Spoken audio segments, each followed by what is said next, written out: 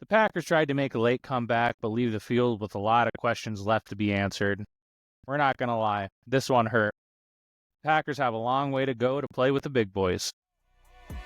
Yeah, I've been wanting this shit forever. I've been in the field with whatever they throw at me. Brush it off, pick myself up, moving on to the better. Okay. Hey.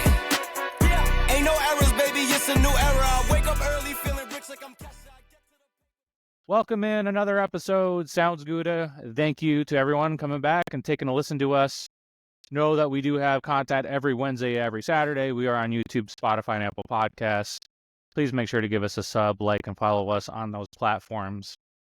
Jordan, the Packers headed over the border to Minneapolis to take on the Vikings and end up getting a loss here, 27-25. I think there's a lot of different things that we can talk about as far as this one goes. There's a lot to unpack, a lot to uncover. I just think, for me personally, that the Packers are a good team. I don't know if they're a great team. If anybody knows who was watching this game, that game really wasn't as close as it was until the Packers started making a surge there with the last 6-7 minutes in the fourth quarter to try and make a late comeback, only to have the defense not be able to get the one stop they needed. But Jordan, how are you feeling coming out of this? What does this mean for the Packers heading into the playoffs? Well, I'll just say that I'm happy that I had the night to cool off a little bit. We're recording this the morning following the Vikings game, and honestly, I lost a little bit of sleep over this game and the Packers' current position last night. As you stated in the opener, this one really stings and it hurts in a lot of ways because not only did we lose to the hated division rival Minnesota Vikings, we did not play up to our potential, which is probably the most disappointing thing of all. We have now lost our hold on the 6th seed due to the Commanders' great play, beating the Eagles a couple weeks ago and then punching their playoff ticket last night. And now it's looking like we are going to, win or lose next week. As long as the Commanders win, we're going to have to go on the road and play Philadelphia in the wild card round, which likely means that we will have to play the Vikings or Detroit in the divisional round if we were to get past the Eagles. And then likely means that we will have to play the Vikings or Detroit in the NFC Championship game, all on the road. And, this game, we said there wasn't a lot to play for. In the end, there was a whole lot to play for, and we did not match the intensity. We did not rise to the occasion. And for the 5th time this year, we've proven that we have not been able to win a game against one of these elite or top tier opponents. And I'd agree. I can't rightfully put us in that category right now, this moment. We'll talk about the Bears later on in the week, but we can get right against them. We could play well against Philadelphia or whoever our opponent is, and maybe we'll feel differently at that point in time. But we've seen this team be flawed and not come up to rise to the occasion multiple times this season. So, that's a good segue for a question that I wanted to ask you, Rob. There's a lot of conversation happening already, but who's to blame for these bad performances in these big games? Is it Matt LaFleur and the coaches? Is it the players? Is there somebody else you want to point to? Is it all of the above? What's causing us to come up short and really not play well, particularly in the first half, early on in these games? Yeah, there's a lot of context to unpack there. The Josh Jacobs fumble early on, he's been our best player on offense, and our offense rides through him. So that kind of set the tone, unfortunately. I'm going to give credit where credit's due. Brian Flores in that defense, my goodness. There's a reason they're second in the league. And even when Flores was the head coach of the burning organization that was, or probably still is, the Miami Dolphins, I was like, man, he is just a hell of a coach. He's really good. When your offense is zigging, they're zagging, and quite the other way. So I get that first series from what Matt LaFleur was doing. I loved it. You were getting creative ways to get Josh Jacobs the ball, and then he fumbles. And then that next series, did they even make a run? did they call a run play? Maybe one, but then they were just trying to airmail it all over the yard. Flores did end up playing a lot more man type of coverage too, but even with a Josh Jacobs fumble there too, you got to continue doing what's best for your offense, and specifically without Christian Watson, who you could just tell he in this game, and we alluded to it on the last one, he makes a massive difference for this offense. I mean, they were putting the lid on, couldn't get much else out, off the top of this defense. Brian Flores did a good job of doing that. I think the one really big deep shot was that 3rd and 5, the Bo Melton in double coverage. So I am kind of confused at okay, if they're playing a lot more, man coverage than they thought they were going to be, then why are they not? I have to go back and watch the tape, but are the receivers not really truly getting open like maybe kind of Jordan Love was a little bit hinting at, trying to win your one-on-one matchups, which is what you need to do? And why is Matt LaFleur not kind of recognizing that a lot more and trying to call some man coverage beaters for the offense? I just feel like it goes like a quarter or two, quarter and a half, quarter two, type of, being late. So a lot of that as well. And then the Packers shot themselves in the foot. The one erroneous penalty call, which don't blame anything. We'll get to that. But if with illegal formation, whatever, guy was offsides, I mean, it was 3rd down. I think there was, that one 3rd down, and they had 12 men on the field. Forgot what that penalty was called, but even Matt LaFleur called that out in his press conference, that he's like, oh yeah, we called it in a different way. Someone heard it differently, had 12 men on the field. He said that's the first time that's happened in a long time. Coaching error, right? Communication, coaching error. So, and that was that a 3rd and 1? I think it was. It was like a 3rd and 1. It was pretty critical. So I think it's a lot to do with the coaches, but also the players. You can't get away from your bread and butter, which is running the football. The passing game has looked so disjointed this year.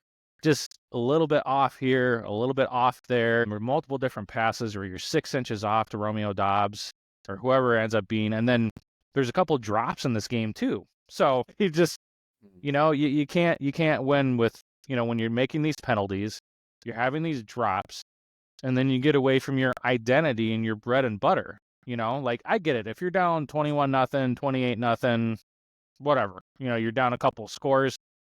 But other than that, you need to be able to run the ball. This offense needs to be able to run the ball and then work off play action. So it's a little bit of everything, I would say. And I know that's kind of a cop-out answer, but it's a little bit on the coaches. It's a little bit on the players. It's a little bit of shooting yourself in the foot. It's a little bit of you got to catch the balls on some big, important downs. I agree. And, people are wanting to call somebody to be responsible for this. And I think it's easy to put that on Matt LaFleur, because he's ultimately in charge of playing, preparing these players and making sure the coaches are doing their job. And, but Matt LaFleur is a hell of a coach. And yes, I don't have a lot of answers for some of his play calling, head scratchers this year. I mean, like you alluded to in your last, segment here, but, I don't know what the hell that second offensive possession was. It was 3 passes, and, the offensive line didn't do us any favors there because, Love didn't have a lot of time to sit in the pocket and make any decisions. But then whatever that terrible 3rd down call was where he tries to force the ball downfield, I think that was to Melton or whatever there. I don't know. That one might even be on Jordan Love. Why not take a check down when available? It just seemed like he was looking to push the ball down the field. And whether that's Love deciding to take a check down, Matt LaFleur being a little bit more stern and say, hey, Jordan, let's take some easy stuff. Do you think, because there's this narrative going around too as well, and Jordan Love hasn't turned the ball over, right? You think he's trying to hold it in just a little bit, knowing hey, I need to be able to manage this game a little bit better, need to be able to not turn the ball over as much. And I think that he's trying to maybe look for the perfect play or I don't know, a really, really good situation and not gunslinging it as much. Are you believing any of that take or not? I don't, and maybe some people will show me some clips or something to believe otherwise. Maybe in this game, I think the Vikings did a hell of a job covering up guys in this game. I just don't think there were a lot of players open. I think Matt LaFleur could have been better in scheming stuff up for the intermediate. Tom Brady called it out in this game that the Packers, in some tape that he's watched, aren't in their details in the short intermediate. We've got guys that can win one-on-one in those situations, whether it be Tucker Kraft, Romeo Doubs, Dontavian Wicks, and we just didn't do it. And we do lead the league in big plays, shot plays down the field, and that's why I say no to that narrative, because Jordan Love and the Packers, especially over the last 5 weeks when we've been scoring 30-plus points or more a game, we've taken those shots. We've used the running game. I don't know why they're not using the intermediate passing game, the screen game, other things to help themselves out in this situation. That's my biggest critique of Matt LaFleur. We'll talk about it a little bit more. He seems to be confused and in his own head about whether he wants to be a team that goes for it on fourth down or takes points. And, if he would have taken, and not to get too far into that, but if he would have taken the 3 points the second time, he would have decided to go for it on fourth, or like time he decided to go for it on fourth. Second opportunity he had to make that decision. We probably win this game. I know that depends on the Vikings kicker missing a couple field goals. Then you compound that with the terrible, erroneous bullshit, offsides or neutral zone infraction penalty against Cooper, which I've seen the overhead shot of that like 5 times now, and I still can't find a Packers player that's offsides. So that's a 6-point swing in this game, and then we're talking about a different result. We're talking about them not playing well, but finding a way to beat, what would be then the 13-win Minnesota Vikings, and we'd be the 12-win Green Bay Packers. I don't know. I do have a lot of questions about why we have not taken opportunities to throw the ball over the middle, get the intermediate passing game going. I know my dad, that's been his biggest thing for weeks, and he's frustrated by it. I'm frustrated by it. I don't know why we don't take any opportunities to improve ourselves there. So, the Packers failed to start hot again. And I mean, with the way that this game played out, the Vikings ended up double dipping at halftime, right? They got the 3 points and that field goal we just talked about. They come out, they score a touchdown. And then, we go down, going into that situation, it's 10-3, because of our slow start. And then we end up going down 13-3 and then 20-3. And the game's all nearly over at that point in time. I don't know what we do, because if we fail to start fast, we put ourselves in these situations over and over again. And I don't know how we overcome that. I mean, the first series was the bread and butter. Josh Jacobs ended up fumbling, But pick it up again. Give it to your best player in offense. That second series was just evident of that. You figured out a way how to make it click and work, and by then too, Brian Flores is completely changing his coverage and lineup and assignments for the defense. So you're not getting quite as many. You're getting maybe three people rushing the passer, or 4. A lot more people back in coverage, and Packers are spreading it out. They were starting to click there too. This is something else I wanted to see, that maybe you and your family, or something else I've just noticed too as well. It seems to me that when the Packers play a little bit more tempo, a little bit more hurry up, a little bit more kind of some urgency. Yeah.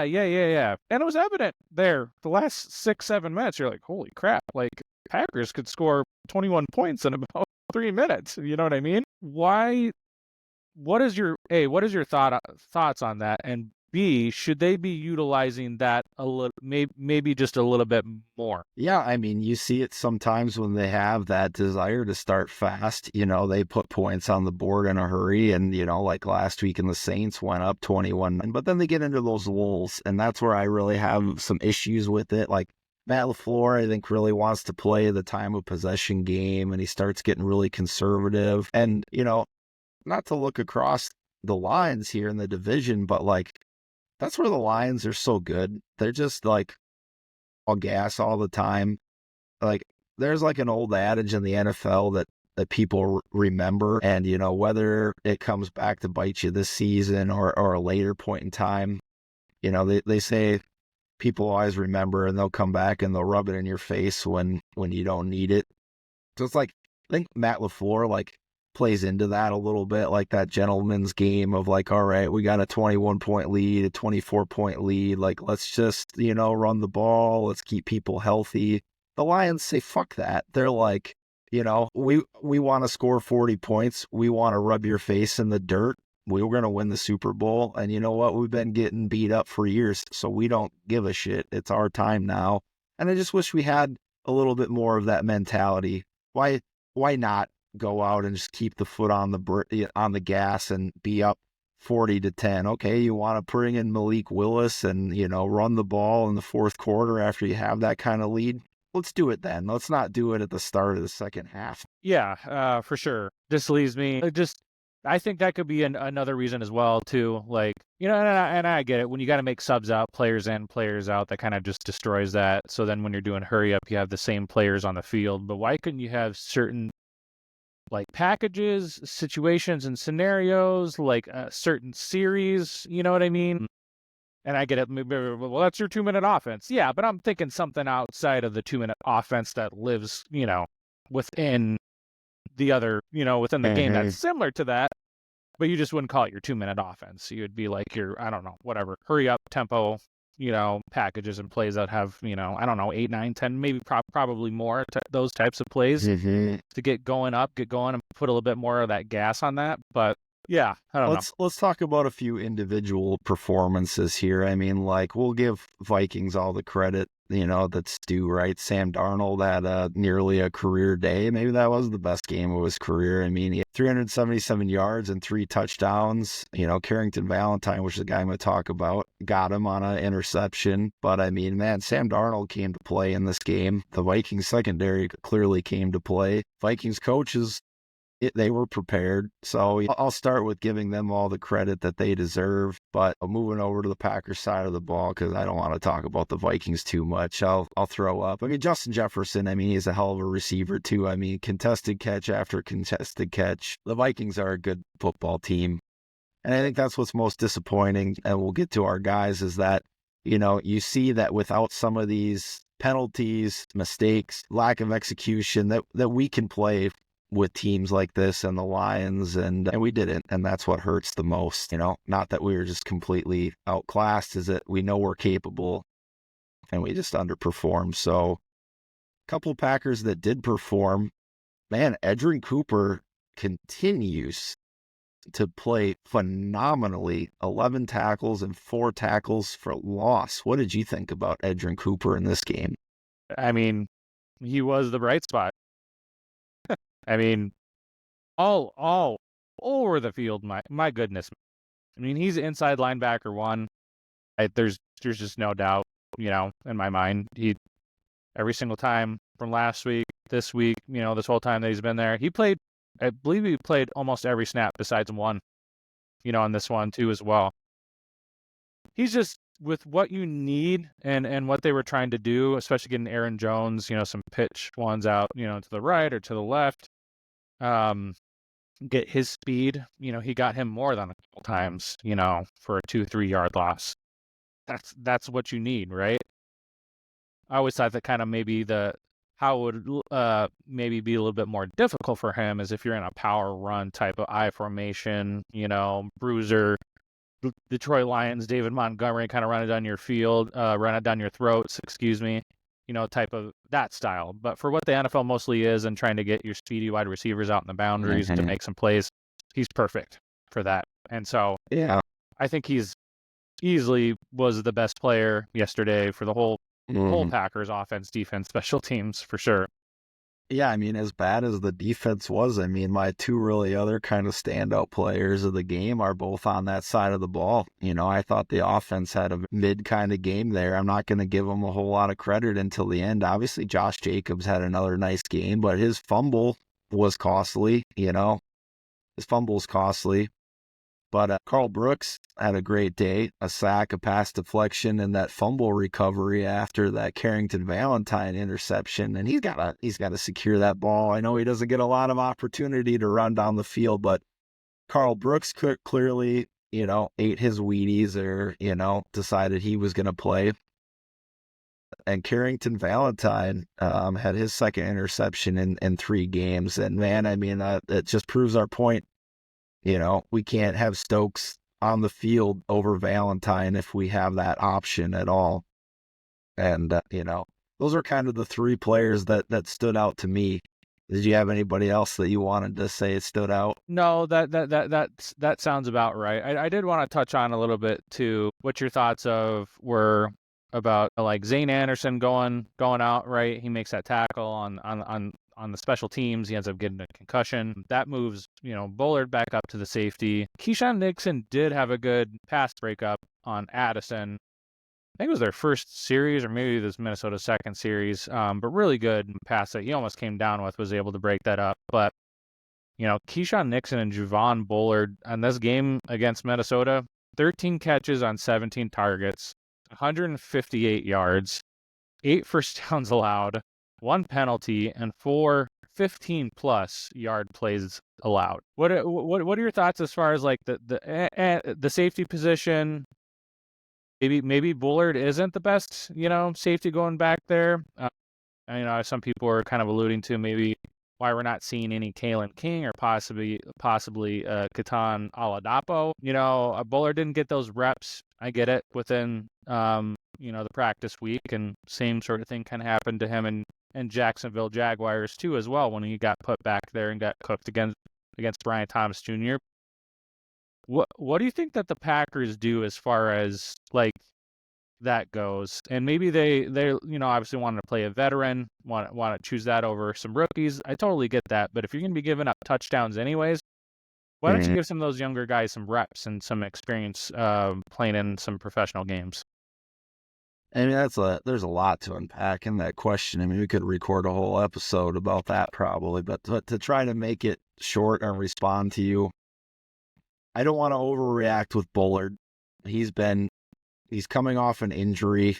They repped him to play in the slot, and then we have another injury to the secondary and force him to go play safety. And I think that he's going to be a heck of a football player, and we just need to see him be healthy and settle into a position. Next year, if similar things are happening and we're not shuffling pieces around, I think we can have some discussion about another wonderful Goody pick in the draft on defense. But I'm not there with him. I think Bullard is a good player. Let's go. Keyshawn Nixon. We kind of know what Keyshawn is, right? And we've been getting the most out of Keyshawn, but Keyshawn is a 3rd or 4th corner that we're paying to be a specialist, and the NFL rules have taken the specialist part out of that for us. And Keyshawn is a good 3rd or 4th corner to have on this team, but when you mess with this depth and you count on him to be your number 1 or number 2 guy,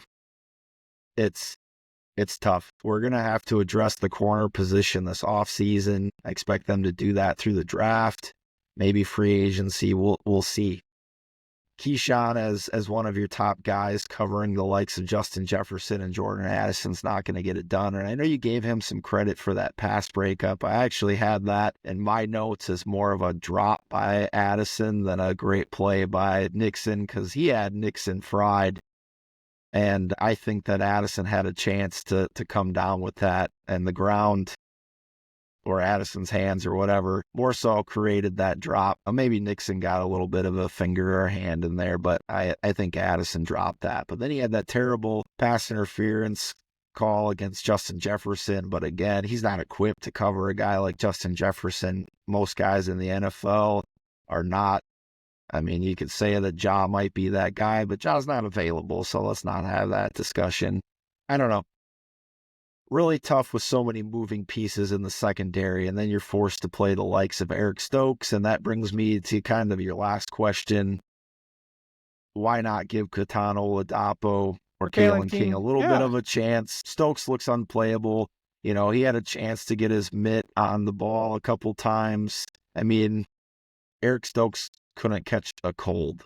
He's, the statistics have been floating Yeah. around too. Like, he's got 0 pass breakups, 0 plays on the ball, 0 interceptions. He can't cover anybody. It's time for Eric Stokes to not be a Packer. I hear he's a great guy, good in the locker room, says and does the right things. And I guess in that case, they probably just trust a veteran. But God, let's see what Katana Oladapo could do at safety, and maybe you keep Bullard in the slot, and there's just less moving pieces. So then this brings me to my other question, too, on that side of the ball, because you know that's where Rob likes to live. We touched on the offense, though, quite a bit as well. Pass rush. I, in the previous episode, did not put Minnesota's offensive line with the tiers of, like, the Eagles, and the Lions' daunted offensive line. But looking at that game, there's 2 outcomes for me, and both are probably true. Packers pass rush just is not, I think we all know this, it's not elite.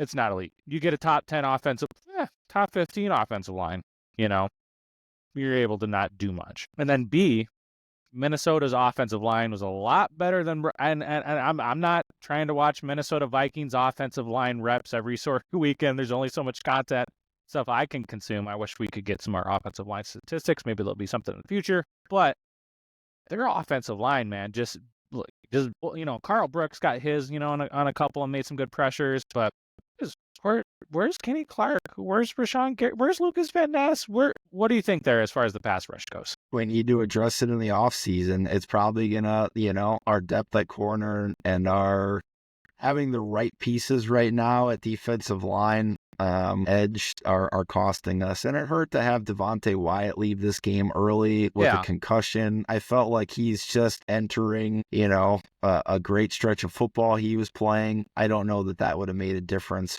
But yeah, the Vikings offensive line is much better than I gave them credit for to start the season and even midway through the season. That unit's playing really well. Yeah. But our pass rush struggles against anything, like you said, kind of middle of the league and above. And we're going to have to look at that in the offseason. The other side of that, I felt like our offensive line maybe played their worst game of the season. I don't know statistically if it'll back that up, but from the eye test, certainly felt like that. Jordan Love was sacked 3 times. Part of that was on him. Definitely on the last sack, he held the ball way too long, just looking for something. He could have easily thrown that ball away and not taken a loss. I don't know. Maybe sometimes they say a sack is the best outcome of a play. I think he didn't want to go earlier in the season and try to throw the ball away and end up with a pick, but I don't know. We don't have enough time on this show to get into all that, but I felt like it was our offensive line's worst performance, and I'm not going to go after them a whole lot because they've been a really solid unit this year. But he saw it against the Detroit Lions and their B squad. He saw it in this game. I don't know. Something feels like this whole team plays a level below when we get to these big games, and I don't have an answer for that right now. So that kind of leads me into this. Packers most likely probably end up being a 7 seed, right? Commanders won last night. Big time win for them. That pushes them up. Could be Minnesota, could be Detroit. We're not saying that's what the NFL scripters wanted, though. Hint, hint, cough, cough, wink, wink, at least on some of those penalties. I don't know about the fix, but man, that's the story that the NFL wants. I mean, you can't deny that.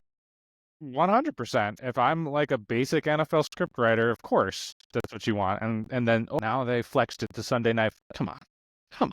Yeah. Anyway, sorry, I interrupted you. That's okay. Finish your thought. That's good. That's okay. It's good. Good dialogue.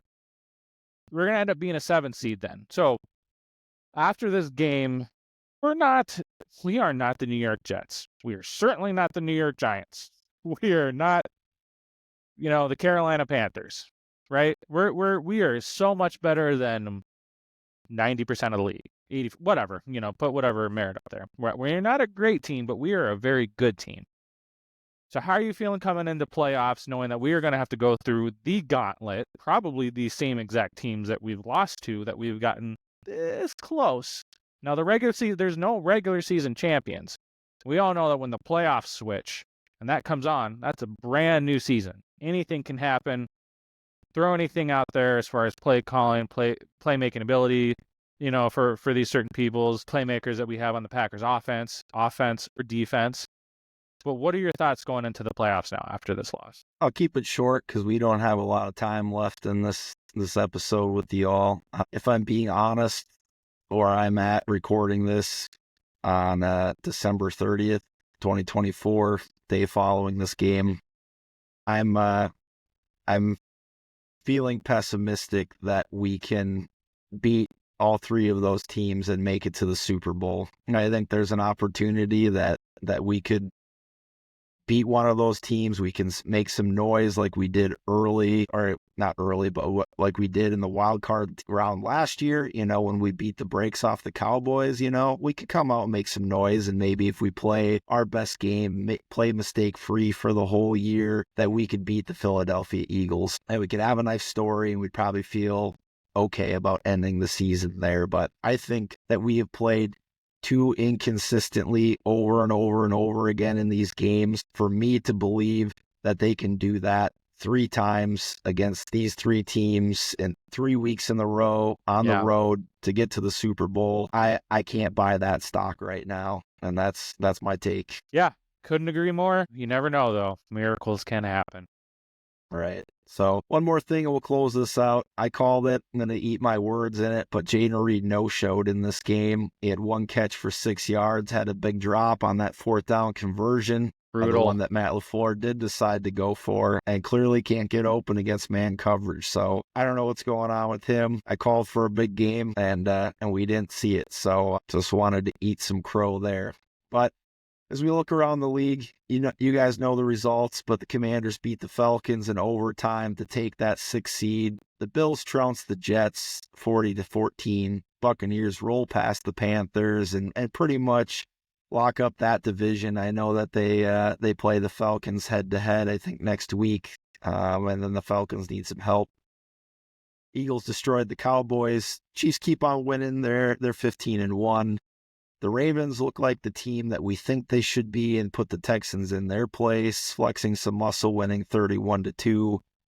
Rams edge out the Cardinals in a crazy late game thriller with that interception to seal the game. And the Chargers keep on rolling. The Chargers are looking like a pretty good team all of a sudden. I know they played the Pats, but they put up some points the last couple weeks. We talked about the playoffs, but after this game, the Lions have not played yet. They play tonight as we record this. The Vikings have taken over the 1 seed temporarily.